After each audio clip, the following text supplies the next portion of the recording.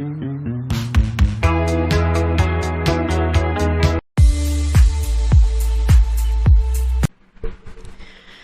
everyone, Katie here. Welcome back to my channel.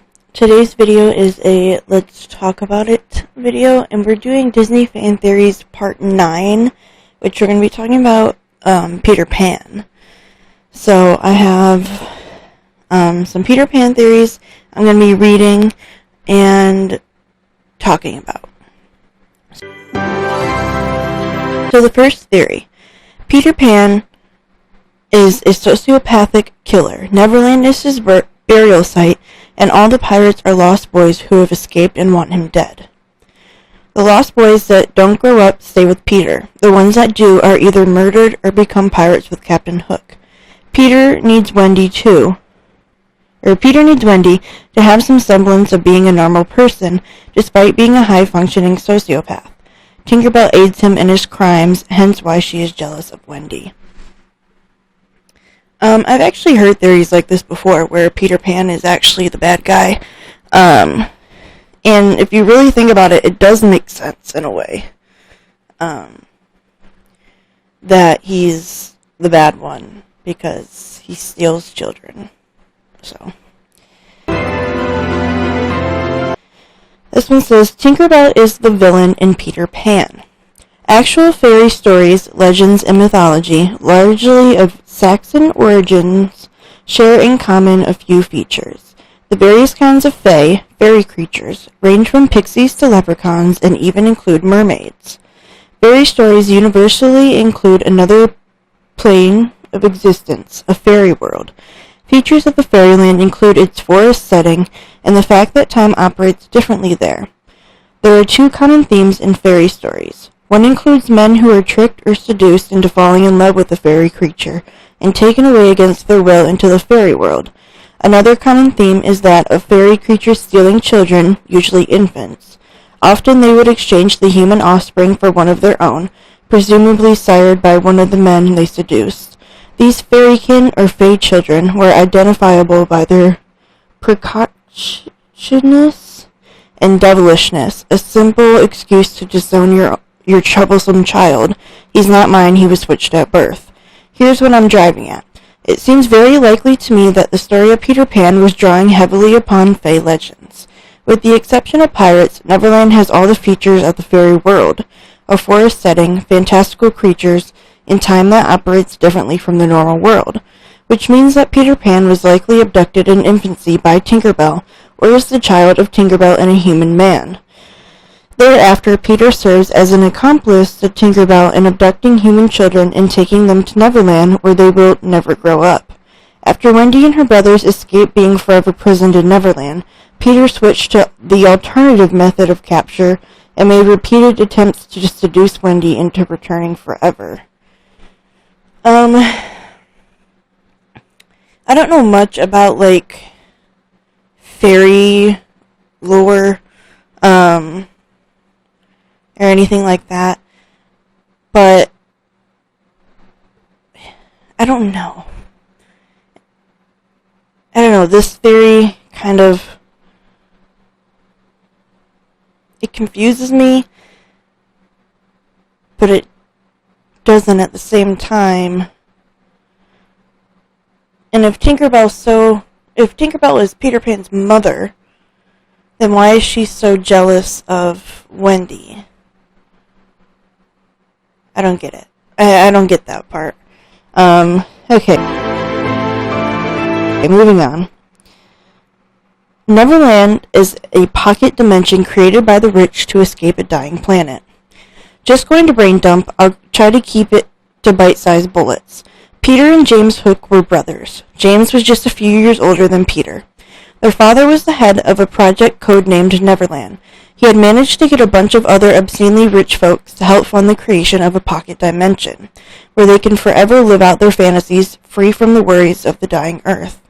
On launch day, when all the rich people were gathering on the platform to be transported to Neverland where they can start to build their fantasy world, rioters manage to overrun the facility, and in all the chaos, Peter and James's parents are killed. James tries his best to make sure he and Peter make it onto the platform, but he is just barely able to get Peter on all in one piece before the platform is activated, but only James's hand makes it to Neverland. James grows old in the real world, working tirelessly as the head of what's left of his father's empire, to recreate the platform to transport him and another group of people to Neverland. 30 years later, when he and his crew are finally able to transport themselves to the pocket dimension, what they find is a children's fantasy land full of fairies and mermaids. Over time, James learns that Peter had gained control of the Neverland computer at some point during the chaos when he arrived in Neverland, and in his anguish over losing his parents and knowing his brother was left behind and without a hand, he made Neverland into an escapist fantasy world where the other children he was acquainted with become the Lost Boys. The rioters who managed to make it onto the platform became an old stereotypical portrayal of native savage tribes, and most of the rest of the people became fairies. Nobody, not even Peter, remembers how Neverland came to be, nor how they got there, and when James tries to make him remember, at least enough to help him find the control device, Peter thinks him an enemy trying to take away his world. Centuries pass, and Peter and James and their respective parties have countless clashes, and Peter's Neverland works its magic on James and the new arrivals to slowly turn them into Peter's fantasy versions of pirates, so that they may clash in an endless cycle of adventurous conflicts, eventually forgetting all about the real world, that there is a control device they are fighting over, and everything else except the roles they are forced to play in Peter's world. Eventually, I assume, a new hero arises when they happen upon the control device, and eventually after some conflict with the various interested parties, makes everyone remember everything and convinces everyone to go back to the real world so they can use the power of Neverland to start rebuilding the ecosystems of Earth or something like that. I don't know, they never show that part. That would be very interesting. I would like to see that as a movie, honestly.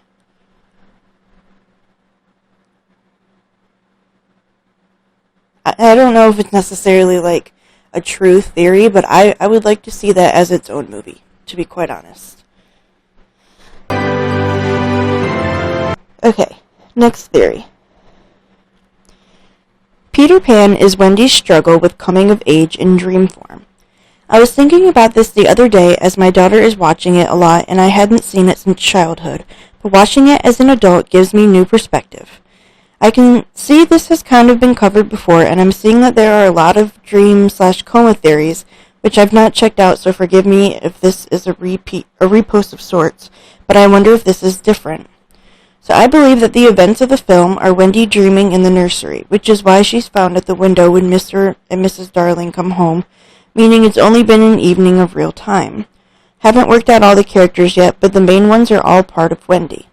Peter Pan is her childhood personified, never wanting to grow up. Captain Hook is her father, and they even share qualities, sounding and looking similar-ish. Who wants to kill Pan, i.e. make her become more adult-like and not sleeping in the nursery anymore. Tiger Lily is her puberty and sexual awakening personified, kissing Peter and annoying Wendy, who is trying to process becoming a woman. The tribe is society at large, steering her towards womanhood by performing the ritual, where Tiger Lily dances and kisses Peter, trying to entice the woman out. I suppose Tinkerbell is similar to Tiger Lily in the form of body confidence, awareness of other women, jealousy and anger at herself, father, as she starts getting those teenage hormones that mess you up. She is depicted as small and playfully not taken seriously by Peter sometimes, but she has a massive plot points triggered by her, so clearly not that insignificant. The Lost Boys are basically a projection of Wendy's idea of motherhood, and there is something in her telling her to look after them and mother them because they are her children. They behave like John and Michael, which we can only assume is her experience of what boys are like. Haven't really thought about Shmi and the pirates. Perhaps Shmi is just Mrs. Darling, because he doesn't act aggressively towards anyone, pacifies Hook when requested, and is almost happy when Pan is around. Like in the cave, oh look, it's Peter Pan. Mr. Darling, recognizing the ship at the end, I think is just drunken tiredness. He was arguing about Pan, Hook, the ship, and Neverland before he left, and then Wendy bombards him with more when he comes home after a night out getting hammered, so it's probably been on his mind all night and felt guilty enough to revert his decision to let Wendy stay in the nursery for a while longer by the end. I know that there has been expansion on the story and characters, and the film doesn't quite match what was in the original play, but if you take this film as a standalone piece, it makes sense.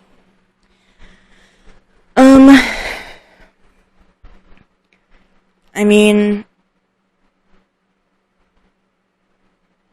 it's possible, but when you throw in the second movie, maybe that too, because there's a second Peter Pan, so I wonder how this theory would hold up using the second movie as well.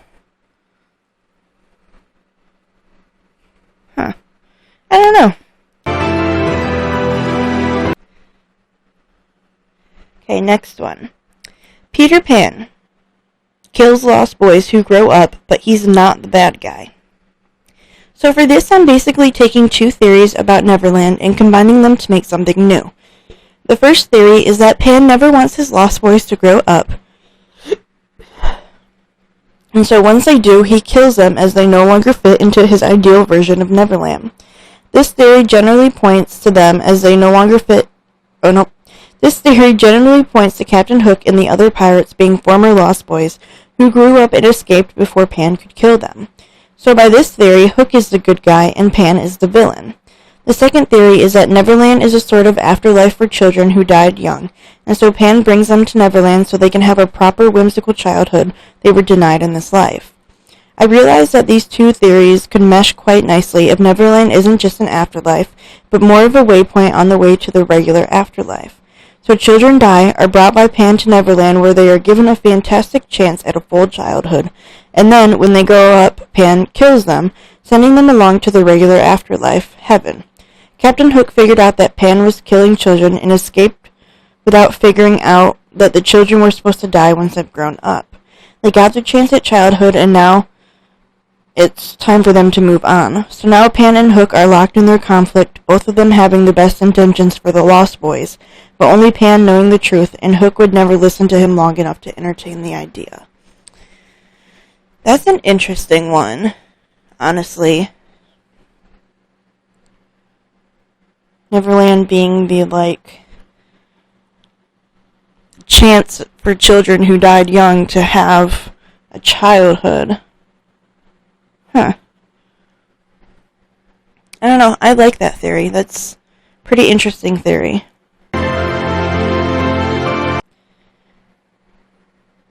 Okay, the next one. Peter Pan is kept alive by children's imagination. At the beginning of Disney's retelling of Peter Pan, it was mentioned that Peter Pan was the spirit of youth. Therefore, he is kept alive by the youthful spirit of children. This is why he freaks out when Wendy tells him she must grow up and stop telling stories.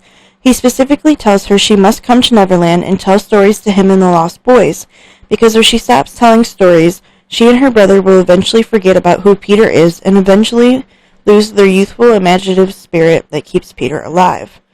Also, when Peter takes the darling children to Neverland, everything in Neverland is just as the children imagined it. Wendy had always envisioned the Mermaid Lagoon, and it is there. John and Michael envisioned the pirates and the Indians, and they are there. Heck, even when Wendy first meets Peter in person, she tells him he looks just as she had imagined him to look. Through storytelling, the children were able to imagine who Peter Pan was and what was in Neverland, and if the story stopped, imagination would diminish, causing youthfulness to diminish until Peter Pan's existence would ultimately diminish. This is also why he never grows up. He is kept alive in his stable, constant state of a young boy, when children continue to imagine him as a boy who never grows up, when they hear stories about who he is. He may be a figment of children's imagination, but in a way he is something like a real-life figment of their imagination.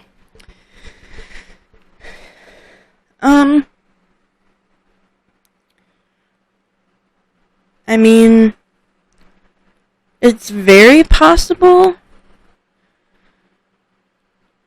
but I feel like that theory also applies to, Santa Claus. you know, he's kept alive and magical because children believe. So, I don't know if that necessarily correlates to Peter Pan. Because how many parents in the Peter Pan universe, like in England in the Peter Pan universe, tell their kids the story of Peter Pan? Is it just Wendy's parents, and then Wendy tells, her kids? Or do more people know of Peter Pan? It would depend on that. If more than just Wendy's family knows about Peter Pan or has the story of Peter Pan. And that would make it more believable of a theory. Next theory. Peter Pan actually wants to grow up. My speculation came from a reflection on why the Tinkerbell and the mermaids were so rude to Wendy. Tinkerbell and the mermaids may suspect Wendy's presence can potentially make Peter Pan fall in love, consequently feeling adult feelings that would enable him to grow up and have to leave Neverland, or stay and get killed, since I heard that adults die in Neverland. So Tinkerbell and the mermaids were trying to save Peter from growing up by trying to do away with Wendy. That got me thinking. It was Peter's idea to get Wendy to come to Neverland.